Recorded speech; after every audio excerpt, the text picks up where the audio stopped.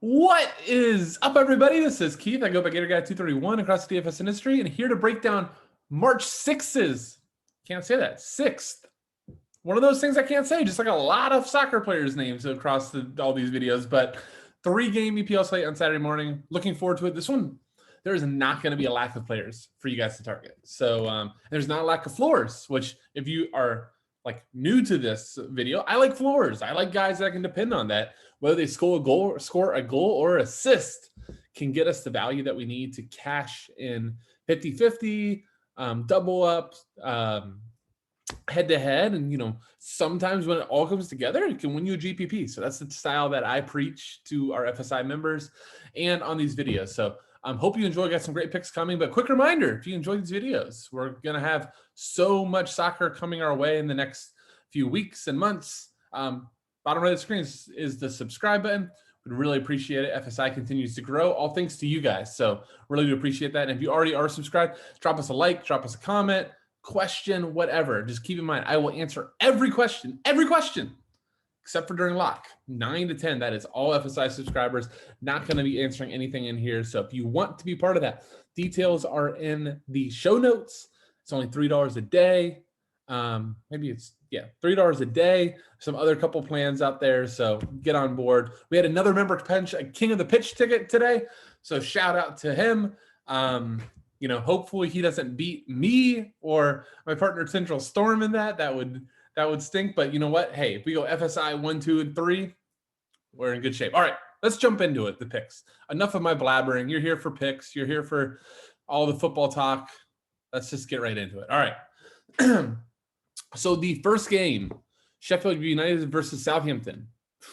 Could fall asleep during this one. I don't know how many fireworks there's going to be. I'm going to say that. I said that last week about Newcastle and Wolves, and that game was complete bonkers from a DFS perspective. So if you take what you learned last week, which is if I say to sleep during the game, that means stack this one up, right? But Southampton's slight favorite, plus 110. Sheffield's plus 272. Here's the interesting thing, and 2.25 total. Here's the interesting, all 3 games, 2.25 totals. So again, why am I preaching floors? Because there's not supposed to be goals. Quick thing on this. This game is actually really interesting from like a desire standpoint. Like Sheffield's got to get 3 points here to have a chance. And while Southampton is kind of in the mid-tier, they really do want to get some breathing room. So this is a game that they're expecting 3 points. Sheffield knows. So you might get a really, really hotly contested affair. Next game, Aston Villa hosting Wolves. You got Wolves as a slight road dog, plus 214, which is a little surprising to me considering Jack Grealish. This is Thursday night as I'm taping. Jack Grealish is probably not going to play. And Villa didn't look that great without him, but plus 150. Again, 2.25 total. And finally, we got Brighton, the cannot score, the XG champion, Brighton and Hove Albion, plus 162 to a James Madison-less, Harvey Barnes-less Leicester City. So, big thing here. A lot of injuries are racking up. So we're going to have a couple people stepping up. Unfortunately, Draftkings is already, these aren't new injuries. So Draftkings already is taken into effect. So let's just go over it. And there's going to be a lot of midfield forwards that we're going to want in this slate. I think the first guy into my lineups, assuming that you do not see Ross Barkley, because we really just don't have a great gauge if Ross Barkley is going to jump on and split some corners, because if Ross Barkley's in, Amir El Ghazi is probably a little overpriced. But here's why, if you don't see Barkley and or El Ghazi is a lock. Last game, 21, 4 points, 14 crosses, 3 shots assisted, 2 shots, 1 shot on goal. 2 shots for El Ghazi is actually a little bit low too. You have to kind of go back. What was it? Just before, holiday break, he was going nuts as well when he got a chance in the team. Really don't know why, like Dean Smith decided to not go with him, but El Ghazi really, really is a DFS dream with the crosses, shots. I think he's going to be on PK still too. And then Wolves, Wolves are weirdly like good to target against DFS. Like Nuno doesn't want to have like a ball control style. He kind of wants to control the game, but lately because of their players, the games just get kind of open. So yeah, I like El Ghazi a lot. He's expensive, but I think I prefer him to Gross. And here's what, let me kind of pause here. This is what the slate's going to come down to, right? In an ideal world, we want to play El Ghazi, who's potentially a monopoly taker for Aston Villa. We want to play Pascal Gross, who's a potential Monopoly set taker for Brighton. We want to play, where are we at? James Ward-Prowse, Monopoly set taker for Southampton. We want to play Pedro Neto, just because Pedro Neto is really good. I like the price point. Splitting sets with João Moutinho. But, we've seen Pedro Neto have great floors. And then we want to play Yuri Tielemans, Monopoly set taker for Leicester. But what does that give us? That does not give us a lineup. We can't do it. So realistically, you're going to have to lose one guy. And I think that's where cash line is going to be decided. What's the one guy that you're going to lose here? And my feeling, and this could be wrong and I could change by Saturday morning, Storm could talk some sense into me. I do these before he has a chance to go drop the data, drop the stats, and I go, oh, maybe I should have talked to you before the video. But no, I progress with my mind on these videos. I think it's Pascal Gross that we drop off. You put Pedro Neto here at forward. We got Yuri at midfield. So now I've got 3 Monopoly takers, right? And then I have 1 split set guy. And look, Nato, because he's on splits, you could just do Gross for the Monopoly, and it's still going to work, okay? I think it is. Let's go find the cheapest goalie. And let's find the cheapest 2 defender. It's going to work. You just have to punt defender, which I'm going to get to, but I think this is a punt defender slate. I'm kind of already showing my hand. And then, you find a kind of a midfield guy like Oliver Norwood. I think it's going to be super popular. I'm going to talk about him. Okay, so this doesn't work. Okay, see, now you can kind of see where where I was going. But you do Pedro Neto. Okay, now you can build, or now you got 2 punt spots. So this could be an interesting, popular type of construction. I don't know. Lineups are going to change everything, but this is kind of the where I'm thinking, on Thursday night as I'm looking at the slate, that things could end up. But, the big thing to figure out is which 4, in my opinion, which 4 of the 5 set guys are you going to take? And then again, you can flick things around. If you're not on team pay down of goalkeeper, then don't pay down. If you don't like my ideas of paying down at defender in the slate, go for it. Go overpay for Johnny. It was his birthday this week. We got a fun little part on our FSI Discord where they're posting the birthdays on the day. So, first time that Johnny's ever gotten a happy birthday from the DFS community was from the FSI chat. So you're welcome, Johnny. Yeah, so let's get back to the analysis of the players now that I got completely off course. See, that's the fun part. See, I'm doing this before I take my Mayo part because I gotta be focused and put everything together.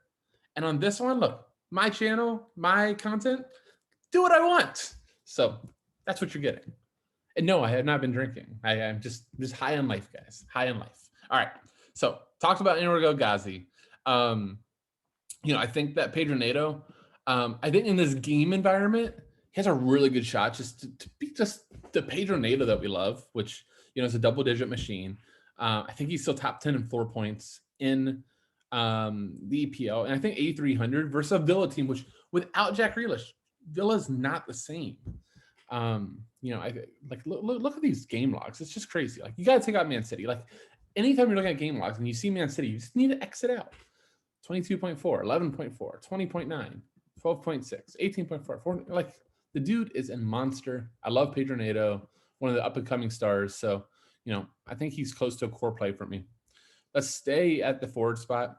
As always, if you want to punch a ticket to the Vardy party, go for it. If you want to punch a ticket to Ollie Watkins, go for it. I'm not going to be on goal-dependent guys. I can promise you. I can't promise you my construction, but I can promise you I will not have a goal-dependent guy come Saturday in cash. No chance. Great look for GPP. Trossard, look, that game wasn't at 3. I could see a world where they don't start Pascal Gross and Graham Potter just goes we need to change something up. I don't know if Gross is the answer. I think Gross is quite good, but he's benched Gross before, so maybe that's a decision. If Gross wasn't in, Trossard would be a lock. 7,600 Monopoly set pieces. Leicester's not the same Leicester without James Maddison, without Harvey Barnes. So yeah, I'd be on board Trossard only that way. Ings GPP, Malpe GPP. Do we even want to consider Neil Malpe GPP? If winning tournaments is the most missed chances, then maybe. But look, I'm just trying to give you, Neil, I'm trying to boost your confidence here so that you can finally finish the goal. And Brighton, who's just way too good to get relegated, won't get relegated. Adama Traore, I want to stop on. I think he is the premier pay down or pay mid, I guess would be the right way to say, on the slate. I think his floor is so much better than we maybe give it credit for. He had 17 4 points versus Newcastle in a tough game where, Wolves didn't have a lot of possession versus Leeds. He still put up 7.3.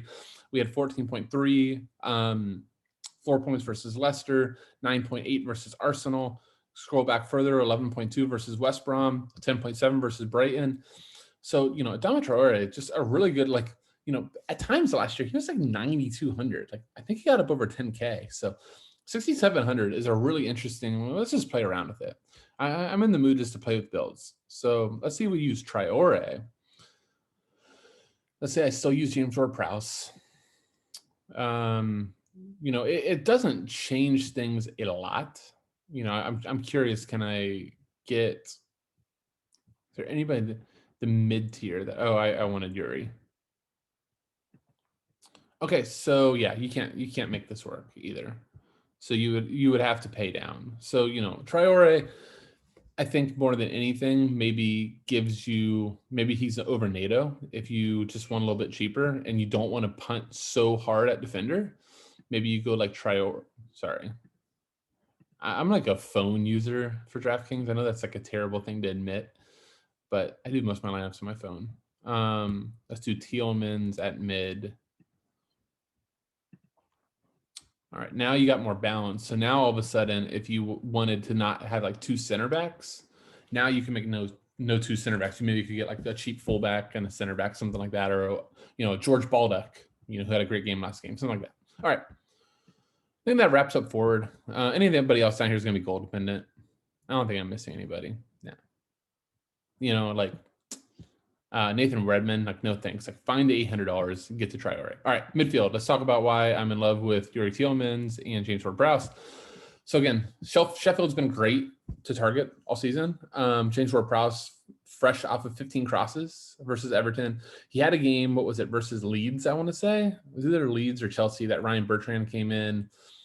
Maybe it's Wolves. It was one of those last 4 games. Ryan Bertrand took some corners. That looks to be gone. Ward-Prowse is going to be on monopoly set pieces. If Danny Ings for some reason wasn't in, Ward-Prowse would be on PKs, but with Ings in, he is not. I just think Ward-Prowse is just solid. You know what you get. You're going to get double digits.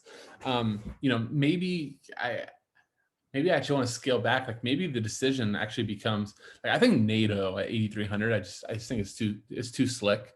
I just like Pedro Neto a lot. So maybe the decision becomes, you play Pascal Gross or James Ward-Prowse, two monopoly set takers. Both are more central lying, so they're really going to be reliant on set pieces.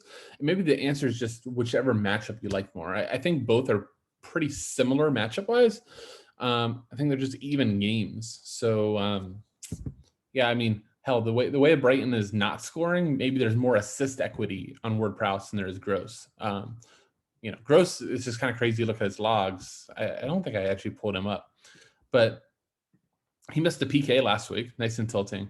But you've got now 3 straight double-digit games, close to 15 DK with no goal or assist. Like, that's crazy. So actually, as I'm talking, I think I might be selling myself Pascal Gross over James Ward-Prowse. I don't know. Like, this is why I don't mind like showing you constructions, because I think most people, unless I'm missing something, I think most people are going to be on like, which 4 set guys can I get in?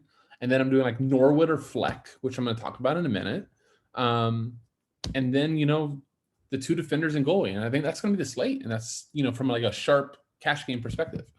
Oh, that's just me. All right, let's talk about that midfield. So that's James Ward-Prowse. Yuri Tielemans without James Maddison. So as long as one thing that's going to stink is that we don't have this lineup to the end. If Mark Albrighton plays, Mark Albrighton's taking sets over Yuri Tielemans. So now here we go again. I just got to play around with stuff, because maybe then if that's the case, that maybe Yuri's the guy that you drop off over James Ward-Prowse. Like, this slate takes a lot of thinking. But again, like with all those top guys, you can't, whoever, like whatever somebody shows up with, like you go, okay, I get it. and they're not stupid. Like, stupid to me here, or like from an optimal standpoint, is showing up with Willian Jose, striker for Wolves in this match. But I don't get that. But if somebody showed up with Traore, if somebody shows up with Yuri, somebody shows up with James Ward-Prowse, a combo of NATO, El Ghazi, all that stuff, like, totally get it. But yeah, Yuri Tielemans, if no Albrighton, will be a monopoly set pieces. Just an awesome player. Like, he's a guy that like always tilts the hell out of us because people will play him when Madison is in and he still gets there. So without Madison, it's pretty much a slam dunk. He really got lucky versus Arsenal to score that goal. But don't get alarmed by these crosses. That's Madison in the game. Last week, no Madison, 10 crosses, 3 shots assisted. So, and he's almost a lock for 90. Leicester has so shorthanded. I don't know if they can sub him. All right, going to jump all the way down here. Ross Barkley, I won't play him, but he could screw things up for El Ghazi if in. So, if you saw both of them, in all honesty, you maybe want to get off of both. That would just be my thought. John McGinn in the midfield, I think, is really interesting. Storm pointing something out to me that when he's in, he kind of gets a chance to be more playmaking when he has like 2 more defensive guys with him and he's not having to sit so deep. And Storm says that and he all of a sudden gets 14.3 floor points versus Sheffield. So I think at 5,400, it's really solid in the mid tier. But if you don't have the money for that, John Fleck 5,100 splitting sets with Oliver Norwood, or you could go down John Moutinho splitting sets with Pedro Neto 4,900, and Norwood splitting sets with Fleck. And if no Fleck, then a Monopoly at 4,500. I do just want to spend a moment on Oliver Norwood.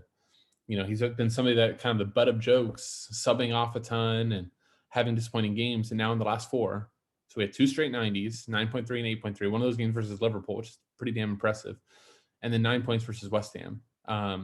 Price is getting up there, but again, at 4,500 for some set responsibility, really solid. I think you're going to need one of that McGinn down to Norwood range. And then obviously if you can find anybody else under here that opens up that you like, go for it. All right.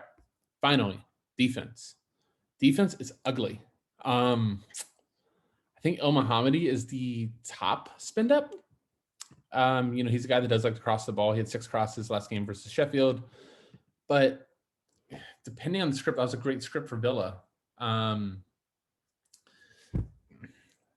Nobody here, I feel confident that you can like project for 7 to 8 DK. I think there's a lot of guys that fall into like the floors in between like 3 and 6. So my argument with all we've seen in this roster construction that I've shown you is, are we sure it's worth forfeiting one of these super high floors, guys? Where you'd have to get a second of like I like McGinn, I like Moutinho, I like Norwood, I like Fleck, but I only like 1. I don't know if I want to have 2 just so I can play, El Mohammadi and I don't know. Is Kyle Walker-Peters back? He's questionable. And, Edna and George Baldock. I don't know if that combo is that much better than one of those studs plus 2 center backs. I guess that's the other big decision this slate is, and maybe where I didn't hit on enough at the start of this was, do you go 4 of those or do you just go 3 with 2 of these, lower midfield guys? So that's, as I'm talking, I'm like, okay, I can get it. I just don't know if the fullbacks are good enough. It used to be like you would just automatically plug these fullbacks. And now more and more of them just aren't crossing the ball and the teams are playing so defensive and aren't playing open. So it's like, how much better is locking in 5 DK from Ryan Bertrand than getting 2 from Soyuncu, but having more goal upside with Soyuncu, right? Because center backs ahead the ball. So, as I'm going down here, just, bring a couple guys that popped out.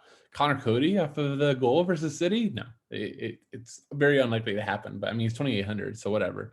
I think Soyuncu, like I pointed out, he was a guy that is pretty active. Doesn't show up the 5 shots, but he's big dude, gets in the box. So he could show up. Fofana, if in, it's a really good player. We won't know till the end, but, really, really high regarded. Let's see who else is down here. Willie Boley always seems to show up with goals. So I could see Willie Boley paying off. Donker, just watch where he plays. He could play in the midfield, so you could have a $3,100 defender in the midfield. That would be nice. Saiz, set piece threat. Tyron Mings is massive, could be a set piece threat. Dan Burn could be like, just watch this set, but if he's left wing back, 3,400, that makes a ton of sense. Somebody scored an LMX. Yeah, so I mean, just depending on your build, I think I'm going to be living in this range, this and down. So, and goalie, look, say it every single time. We're going to end on this. Play whoever you want. Start with the cheapest guy. Start with Aaron Ramsdale, who's not in a bad spot. Start with Aaron Ramsdale. Build the rest of your lineup, and then if you have more salary and you like your builds, play around, go up. You know, I think Ramsdale and Patricio will be the most popular goalies here. You know, and then Schmeichel probably too. So I mean, hell, I think anybody makes sense except for Southampton. Like, that's the only goalie I don't want, which means you should play them because they're probably gonna mash. But I mean, you know, whoever fits, it really, like, there's not a huge difference on salary in this. It's 4,200 up to 5,200. So whatever salary you have, just go with it. All right, that'll do it. I hope that this one wasn't too crazy. I just kind of like let loose and it was fun. Hope you enjoyed it. Keith, aka Gary Guys, 3-1. See you.